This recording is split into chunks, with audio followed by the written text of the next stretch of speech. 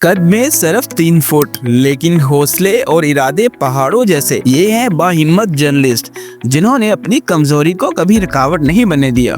मैं हमेशा से ही चाहती थी कि इस मुल्क के लिए कुछ ना कुछ करूं। मेरे अंदर आवाज़ था और मैं शुरू से ही चाहती थी कुछ ऐसा करूं, कुछ बड़ा करूं।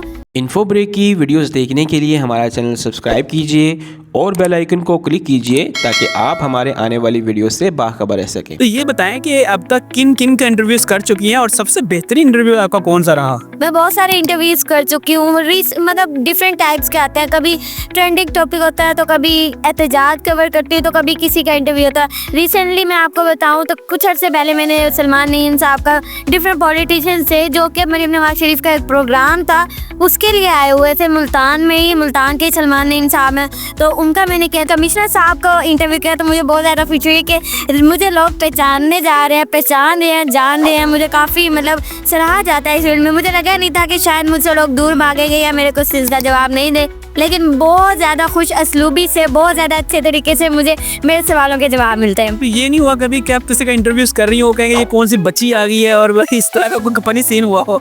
नहीं, बिल्कुल भी नहीं। मैं अपने सवालों से उनको खामोश कर देती हूँ। पता चल जाता है कि कोई जर्नलिस्ट आई है और हमसे सवाल करिए। वो कहते हैं ना, मासूमाना सवालात। अच्छा, तो ये बताएं कि आपने माशाल्लाह इस फील्ड में आई हैं, तो सबसे आपका बेहतरीन, आपका आइडियल कौन है इस फील्ड में? मैं ज़रूर नाम लेना चाहूँगी। उनको टैग भी आपने ज़रूर करना है, वसीम बदामी। उनका तारुफ तो नहीं कराया जा सकता क्योंकि वो खुद एक तारुफ है। इस फील्ड में जाने माने जाते हैं और उनकी पहचान कराने की ज़रूरत नहीं है। तो मैं सबसे ज़्यादा अपनी उम्र, जब से मैंने होश संभाला है तो मैं उनको देखती आ रही हूँ और मेरे अंदर एक अर्थ था कि मैं उन जैसा कुछ करूँ, उन जैसा बनूँ। तो ये बताएं कि आपको घर वाले कितने सपोर्टिव हैं? वो आपको सपोर्ट करते हैं इसी फील्ड में? बहुत ज़्यादा सपोर्ट करते हैं। पहले मुझे नहीं लगता था, जब मेरे अंदर ये बात थी, जब मैंने किसी को नहीं बताया था कि मैं ये करना चाहती हूँ, अब मैंने बताया, फिर उन्होंने मुझे बहुत ज़्यादा सपोर्ट किया। पहले उनको लगता था कि शायद नहीं कर पाएगी। अब जब वो वीडियो देखते हैं तो बड़ा प्यार मोहब्बत, सारे मेरे कजन्स और मेरी पूरी फैमिली बहुत ज़्यादा खुश होती है। तो फील्ड स्टाफ में जब आप जाती हैं, जो आपके कॉलीग्स होते हैं जो आपकी तरह वीडियोस बनाते हैं, वो आपको कितना अप्रिशिएट करते हैं और आपको कैसा फील होता है? अच्छा, मैं आपको मज़े की स्टोरी सुनाऊँ। स्कूल लाइफ से लेकर अभी तक प्रैक्टिकल लाइफ में मैं बहुत ज़्यादा डर के गई हूँ। स्कूल में जब मतलब 7th-8th क्लास में इंसान मैच्योर होता है, उसको पता चलता है कि कौन कैसी बात कर रहा है और किस तरह देख रहा है। तो मुझे लगता था शायद मेरी क्लास फेल हो जाए, मुझे ना अपना सके या मेरे साथ फ्रेंडशिप ना कर सके। तो ऐसा बिल्कुल मैं कहती हूँ शायद ये अल्लाह ताला की ब्लेसिंग है कि मेरे फ्रेंड्स इतने अच्छे बने। मुझे फील ही नहीं हुआ कि शायद मेरे अंदर कोई कमी है या मैं उस कमी को पूरा नहीं कर पा रही। बट उन्होंने ऐसा फील कराया कि तुम्हारे अंदर, तुम एक मुकम्मल इंसान हो, तुम जो करना चाहती हो वो तुम कर सकती है। उसके बाद कॉलेज, यूनिवर्सिटीज़, मेरे प्रोफेसर्स, मेरे कोलीग्स, अब तक इस फील्ड में तो बहुत ज़्यादा डर के आई थी। यकीन करें कि मुझे लगता था कि शायद मैं 1 या 2 दिन रहूँगी, उसके बाद मैं छोड़ दूँगी क्योंकि इस फील्ड में बहुत ज़्यादा मुश्किल होती है।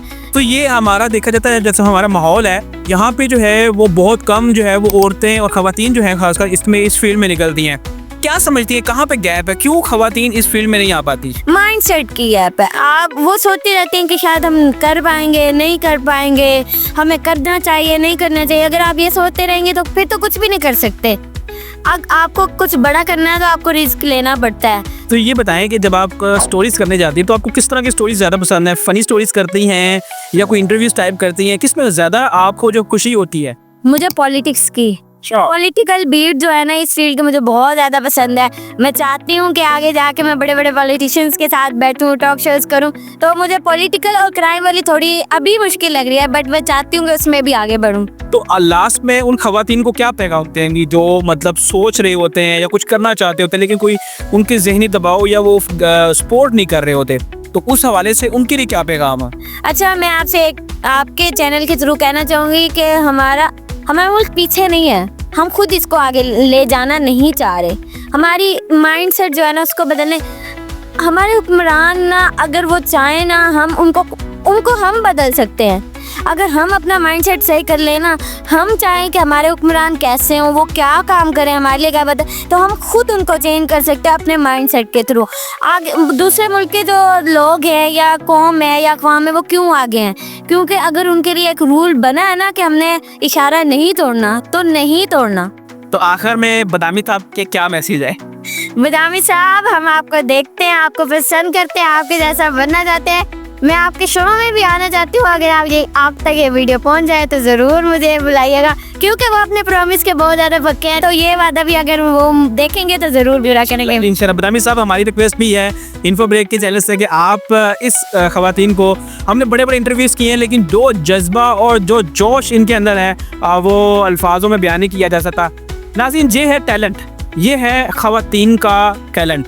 अगर आप भी इस तरह बढ़ सकते हैं, अगर आपके अंदर जुनून जज्बा है तो आप भी मुल्क में रहकर काम कर सकते हैं। नाज़रीन, इसी तरह की मज़ीद वीडियोस देखने के लिए हमारे साथ रहिएगा। अल्लाह ने के बाद।